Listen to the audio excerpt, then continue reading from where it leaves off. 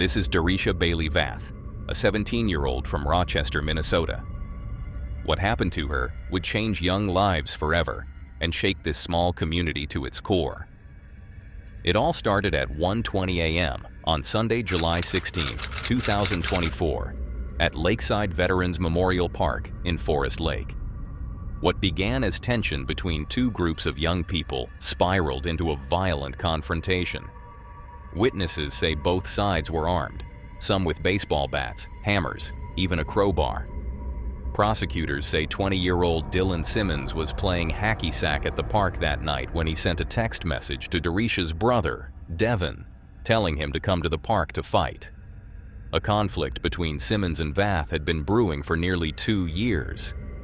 Darisha arrived at the park with her brother and friends, while Simmons and his passenger stepped out of their car holding hammers. Devin and his friend carried a baseball bat and a folding knife. Up to this point, both sides were escalating. As the fight began to wind down, Simmons returned to his car, and that's when everything changed. Simmons drives toward the crowd, narrowly missing the group standing just inches away. He crashes into the rear of Vaught's vehicle, nearly running over someone's foot and brushing against someone else's leg. Simmons backs up and accelerates again, this time hitting Vaught's sister, 17-year-old Darisha, driving over her with both front and rear tires before speeding away.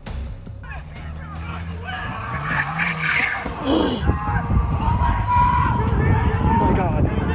Oh my God. Oh my God. Darisha. I got them on camera!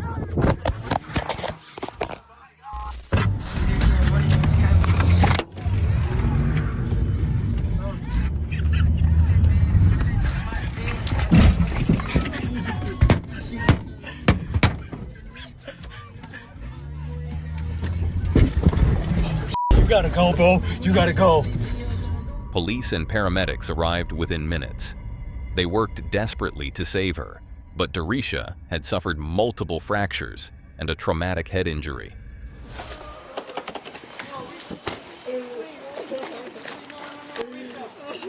First, like 34, CPR in progress. Please!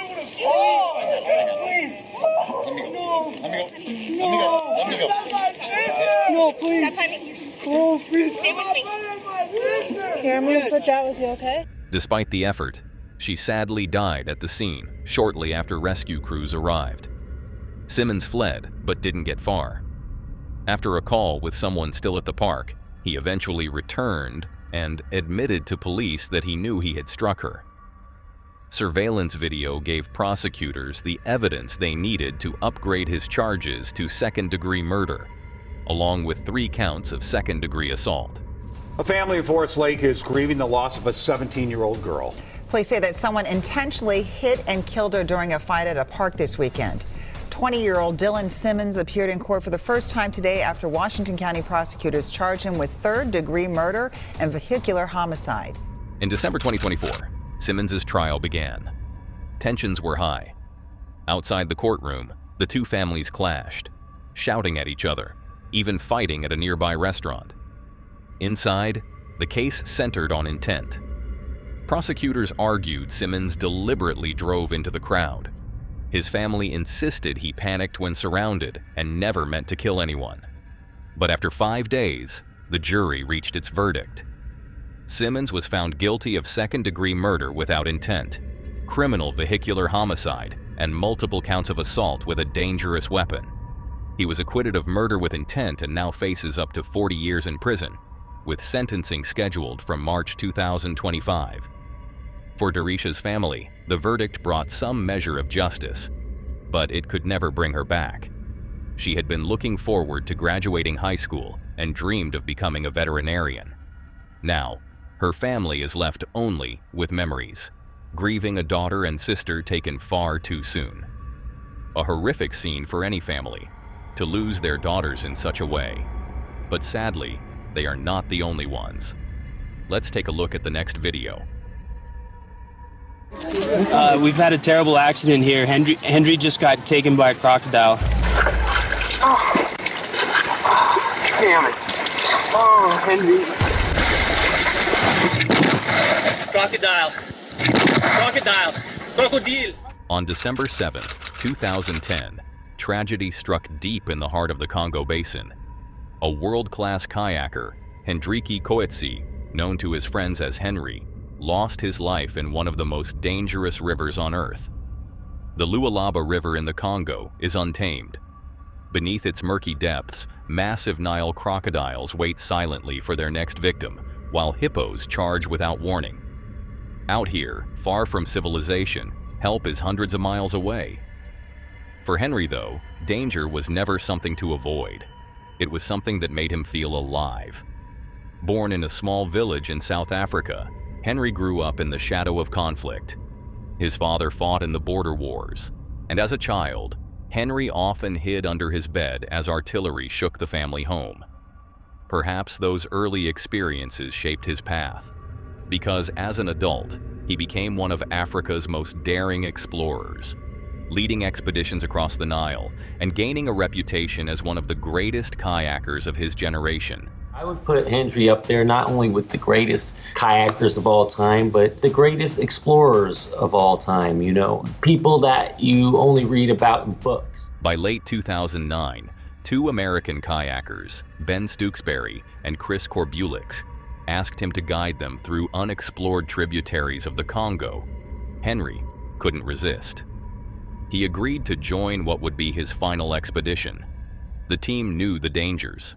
Locals warned them of crocodiles that had developed a taste for human flesh during years of war, when thousands of bodies had been dumped into the river. In one village, people told them they had lost more than 100 lives to crocodiles in just 2 decades. Still, the trio pressed on. So this is the start of the supermarket. It's very narrow, the water's flowing slowly, lots of rocks from the crocs to bacon. I don't think I've ever gone through here without a charge. So the supermarket is where the crocs hang out in order to feed. You're the food in their supermarkets. Nile crocodiles are huge. They can be up to 20 feet long, and they'll hunt you. There was a lot of talk about risk, from having clean water all the way to dangerous wildlife in the river.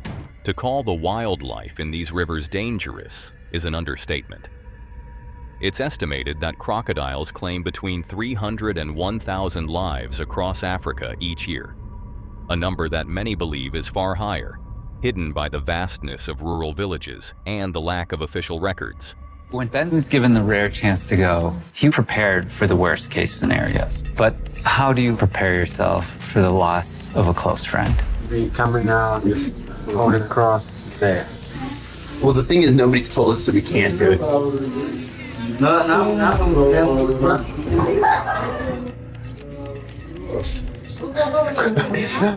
With Henry as their guide, the trio began their 2-month-long expedition. Their starting point was Uganda, where they'd paddle through the White Nile in Murchison Falls National Park. Then, their journey would take them to a more turbulent region along the Ruzizi River, which marks the border between the Democratic Republic of Congo and Rwanda, where decades of bloody battles have only added to the danger of a region that's also full of apex predators. Eventually, they'd end up in the Lukuga River, where they'd press on for another 700 miles before reaching the end of their journey. It's gorgeous out right now. Jeez. Doesn't adjust.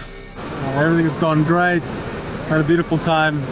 I think everyone's super stoked we took the chance, but hopefully we walk away from this with just good memories. And remember, kids, don't cross international borders at home. Up to this point, the journey had unfolded just as they hoped. Despite the constant risks surrounding them, the group managed to keep their spirits high, carried forward by the thrill of adventure and the promise of discovery. Until December 7th, when Henry, Ben, and Chris paddled close together through a narrow channel as rain fell over the river. As the group pressed forward, several crocodiles slid silently into the water, their massive bodies disappearing beneath the surface. The kayakers instinctively tightened their formation, clustering together in a channel no more than 200 feet wide. They paddled so close that their strokes had to alternate, careful not to clash paddles. It was a fragile sense of safety, 3 men against an unseen predator in waters that belonged to something far older and stronger. And that's when it happened. We've had a terrible accident here. Henry just got taken by a crocodile. Out of the corner of his eye, Chris caught a sudden flicker of movement. A massive crocodile, the largest they had seen on the entire journey, erupted from the water and clamped down on Henry.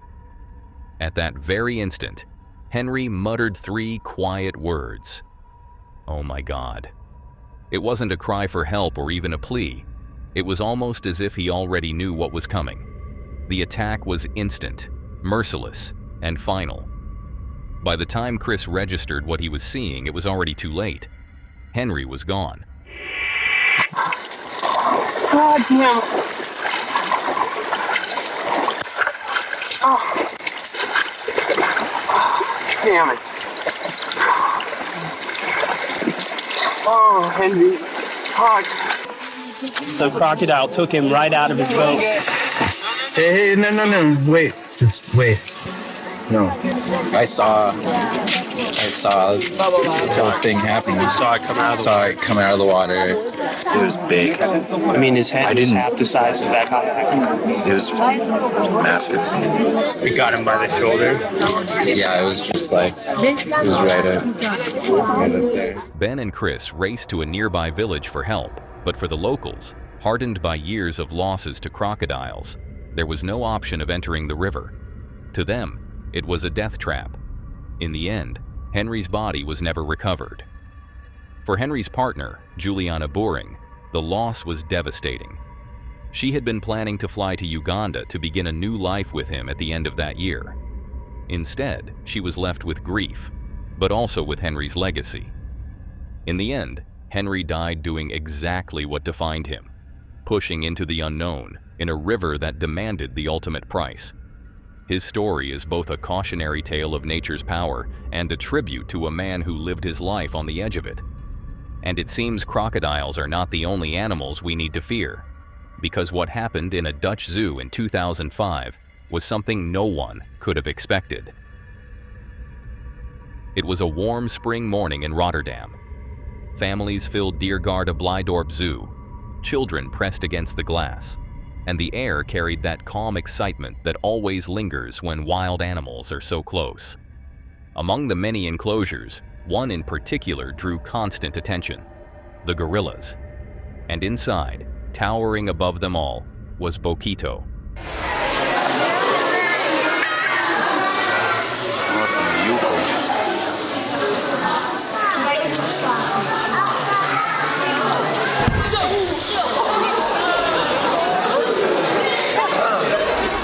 Bokito was not just any gorilla. Born in Berlin in 1996, he had been rejected by his mother and raised by humans. By the time he arrived in the Netherlands in 2005, he was already known for his intelligence and unpredictability. Visitors often said he seemed more aware, more calculating than the others. And one visitor in particular believed she shared a bond with him. Almost every day she came, she would smile at him, wave at him, and most importantly, look him directly in the eyes.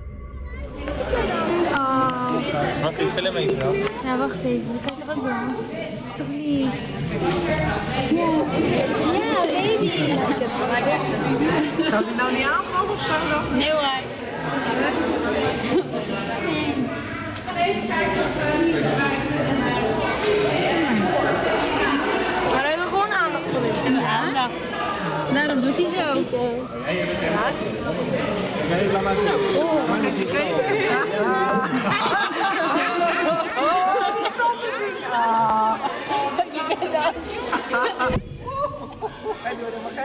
Doe toch geen pijn wat hij doet?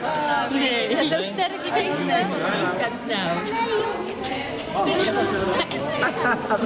nou, kijk eens.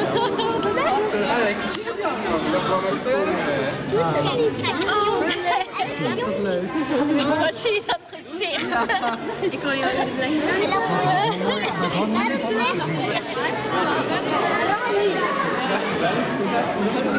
dacht een beetje. Wil aandacht van mij hebben.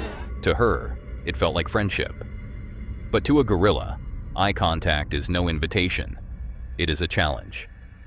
Though separated by glass, Bokito never forgot her face. And on the morning of May 18, 2007, the calm began to fracture. Children threw stones into the enclosure, taunting, laughing. That's when Bokito grew restless.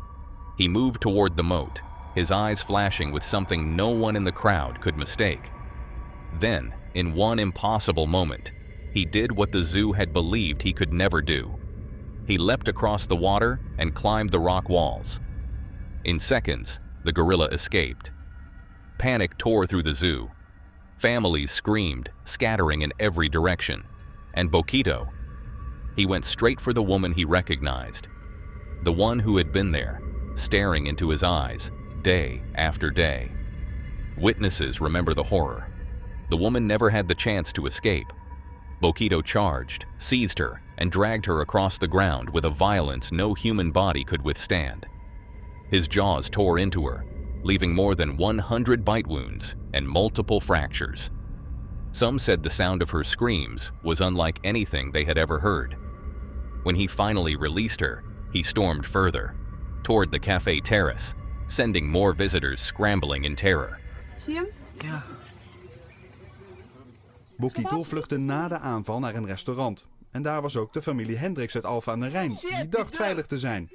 Maar op een gegeven moment waren zij alleen met de enorme gorilla. Parents clutched their children, tables were overturned, and the calm of the morning dissolved into chaos. Zookeepers rushed to intervene, dart guns in hand, and minutes felt like hours before the sedatives finally took hold, bringing the rampage to an end. The woman who got attacked by Bokito survived her injuries, but her life, and the zoo itself, were forever changed. Staff revealed afterward that they had warned her repeatedly, never make eye contact with the gorilla. She had ignored them, believing it was a gesture of connection. But to Bokito, it was something else entirely. In the weeks that followed, the Netherlands wrestled with what had happened. Insurance companies even began handing out cardboard, Bokito-proof glasses to prevent eye contact with gorillas. The word itself became part of the language, a reminder of just how fragile the barriers between humans and wild animals really are. Animals like Bokito were never meant to be confined. They are wild, and the wild is where they belong. Bokito lived out the rest of his life in Rotterdam Zoo, fathering several offspring and remaining one of the most well-known gorillas in Europe. But for those who were there that day, one truth never faded. Behind the glass, beyond the fences, wildness is never truly tamed. It only waits. And perhaps the real question is this: did Bokito escape his enclosure by chance, or was it the inevitable result of years of provocation and captivity? And while Bokito showed what happens when barriers fail, the next piece of footage, out in the wild with nothing to protect you, is even more horrific. Craig's Outdoor Adventures is a channel known for its love of the mountains, where Craig pushes himself into landscapes that demand both respect and endurance. And in this video, he was not alone. Together with his close friend Chris, he set out to hike Crib Goch in Snowdonia National Park, Wales. It is no ordinary route. Crib Goch is infamous, a Grade 1 scramble, a narrow knife-edged arête with sheer drops falling away on both sides. For climbers, it's a test of nerve and precision. For those unprepared, it can be fatal. And sadly for Craig and Chris, this would become their final adventure together. Okay guys, we're back out on another adventure. Me and Chris, we've travelled up to Snowdonia. Just took about 3.5 hours to get here. And we're just setting off. It's just coming up 3:15. The plan is to take on the mighty Crib, up to the summit, back down the miner's track, and camp by one of the lakes. The hike began with optimism. The forecast promised calm winds, their packs were lighter than usual, and the early path seemed almost welcoming, winding across the lower slopes beneath a pale sky. Wide horizons and dark ridges gave the illusion that the mountain might be on their side.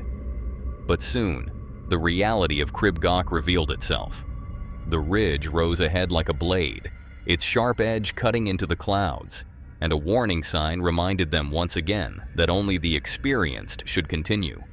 From that moment, there was no simple way forward. Only rock, exposure, and the demand to place every step with absolute care. The climb grew relentless. Loose stones shifted under their boots, packs dragged heavily at their shoulders, and the slope showed no forgiveness. Each move forward was earned, each foothold tested as the hours slipped away. In the distance, tiny figures already crossing the ridge served as a stark reminder of how much still lay ahead. And by the time Craig and Chris reached the base of the knife edge, exhaustion had set in. The scramble had taken longer than expected, and daylight was beginning to fade. Clouds pressed low against the peaks, shadows deepened around them, and the ridge stretched forward, narrow, windswept, and utterly unforgiving. Okay guys, we're on the knife edge. It's a bit windy, it's a bit airy, but you know what? Fucking hell. It is actually. Don't want to fall off here. Oh, fucking hell. I may have to stop filming because if my family see this, they're gonna tell me off. Definitely. But God alive, guys. What a place. What a place.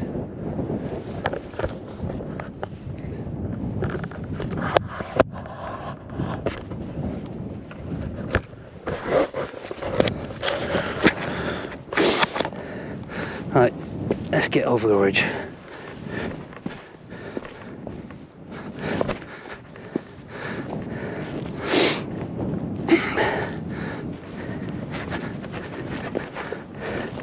God, you say you don't want to fall up here.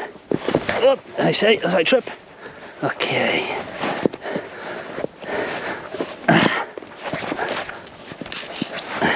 Whose idea was this?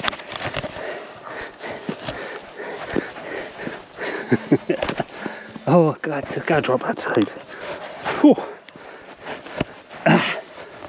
Okay, we're good again. Ooh, that was a bit airy. Each step was measured against the drop that waited on either side. The wind rose in sudden bursts, pushing against balance, forcing Craig and Chris to steady themselves before moving on. At times, it was safer to crawl with hands on the rock, at others, to walk upright and trust the boots beneath them. Around them, the mountain gave no comfort. Every gust, every slip of gravel underfoot reminded them just how little separated courage from disaster. In all fairness to Chris, when we got to the turn off for crib golf or staying on the easy track then up to the summit, even though he was starting to struggle, I said to him we can take an easy option, you don't have to do crib, we can come back in summer on a day trip and do it. But no, he wanted to tackle it, he didn't want to come all this way and not do it. Right, I'm going to put the camera away for this bit because he looks a bit of a bugger. Minutes stretched into an eternity as they edged across the arête. The ridge allowed no distraction, only focus, only faith in movement. Chris followed steadily, slower but determined, both men aware of how exposed they were. The cliffs fell away steep and endless on both sides, and the mountain's indifference hung heavy in the air. Together, they pushed onward, through sharp winds, over broken rock, clinging to the mountain as it demanded more than either had imagined. Okay guys, still going strong. Still going strong. Chris is just making his way over to me. Yes, that's what we've just come across.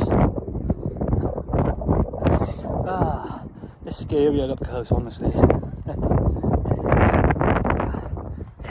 I think this is the last climb now. Again, it's just climbing off the rocks down onto one of the paths. Oh, okay now. Okay guys, I think that's the worst of it over. I ain't gonna even attempt that. That looks like a tough climb. I'm gonna cut round the side here. That looks the most sensible option.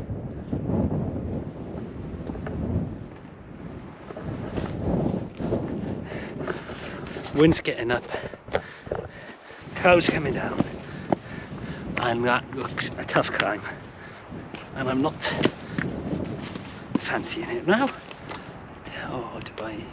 No. Not when as I'm walking with bits of blood all over the rocks. That's not a good sign either. That's a bit scary. Where's Chris gone? We've lost him. He keeps stopping and taking photos. Oh, okay guys, that's the knife edge complete, crib cock complete. Just gotta go down this little, spin you around. Just gotta get down there. And then we're on to the main path then. At last, they cleared the ridge, relief breaking through exhaustion. The knife edge was behind them, and ahead lay the main summit path. For a brief moment, spirits rose. The hardest section was done, and joy returned as they moved toward Snowdon's towering peak. But mountains are never finished testing those who climb them. It wasn't long after that sadly Chris took a bit of a slip or a fall that resulted in him falling quite a significant distance. And sadly Chris succeeds. Trying to get my words out. Chris's injuries he couldn't recover from, so sadly Chris lost his life on Snowdonia on the Sunday the 24th of March. So as you can imagine, myself and his family and anybody who knew Chris are completely devastated by this tragic loss. And yeah, I don't really know what to say. Just rest in peace, buddy, until we meet again. Until we meet again, fly high. Craig had stood alone on the ridge, devastated. What began as a shared adventure had ended in unimaginable loss. The mountain had given them views, challenge, and fleeting triumph. But in the end, it demanded the highest price. And so, the hike of Crib Goch became not just another video, but a final memory of friendship. Chris's name now lives in the echoes of Snowdonia, carried on the wind that cuts across the ridge they had braved together. Some places test courage.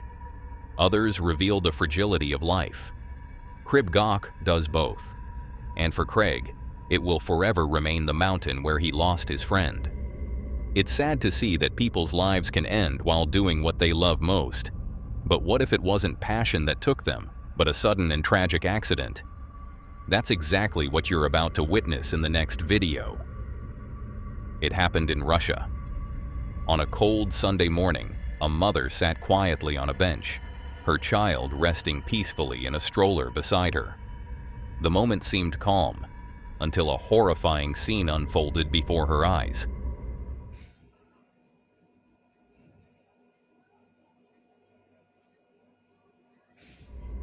From the upper floors of a nearby building, a small child plummeted toward the ground, striking the pavement with a sickening force. What's almost as disturbing as the fall itself is the reaction, or the lack of one. The mother and a nearby bystander stared in horror, only to turn away and leave. The clip ends with the child lying there alone, with no parent rushing in sight. Had a window been left open, how could such a young child end up falling from above, completely unsupervised?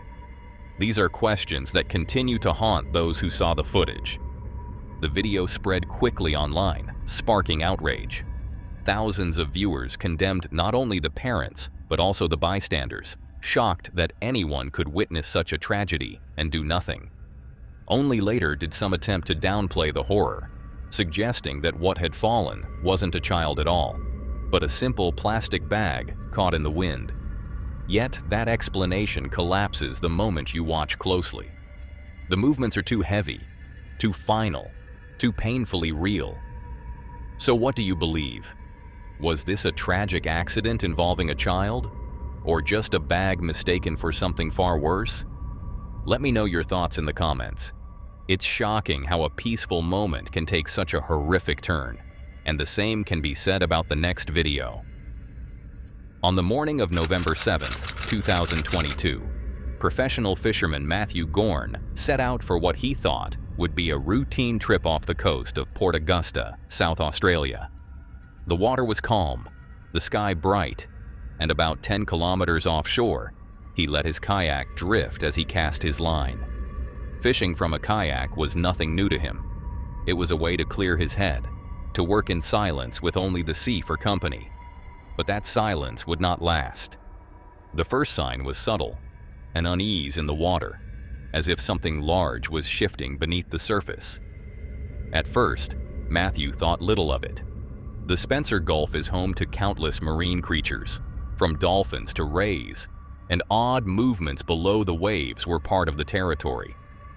But within moments, that calm dissolved into something far more terrifying.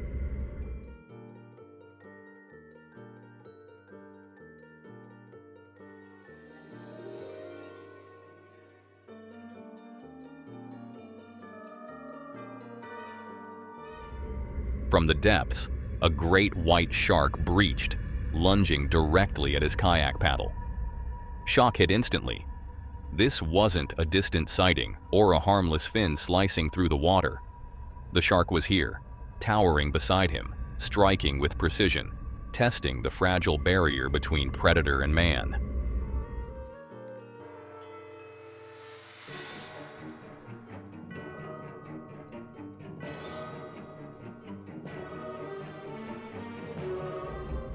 For minutes that felt like hours, the shark circled, its shadow moving just beneath the kayak.